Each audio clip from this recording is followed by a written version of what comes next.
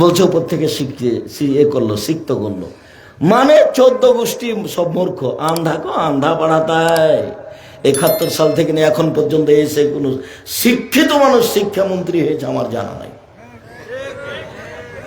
আমি ঠাকুরের কি নিন্দা করলাম যে সিলেটে যে 5,000 কোটি টাকার মামলা হলো, আমি ঠাকুরের মান সম্মানের হানি করেছি। অবাক কথা, ঠাকুর বলছে ও কালিমা তোমার আকাশ, ও কালিমা তোমার বাতাস।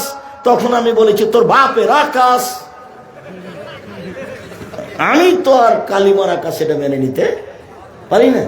সবাই দেশবাসী মেনে নিতে পারে।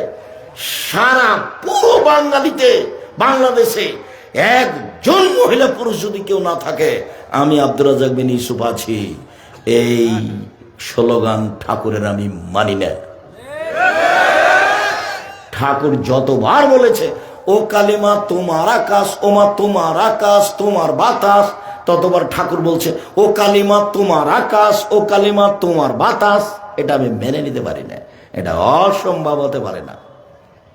আল্লাহ নবী আফসোস করে বলেছেন পৃথিবীর মানুষ শোনে রেখো। আল্লাহ নবী দুঃখ করে বলেছেন পৃথিবীর মানুষ শোনে রেখো, আমার উম্মত ইহুদি খ্রিস্টানদের সাথে মিশে যাবে। ডান হাতের বিঘত যেমন বাম হাতের সমান সমান সমান মিশে যাবে।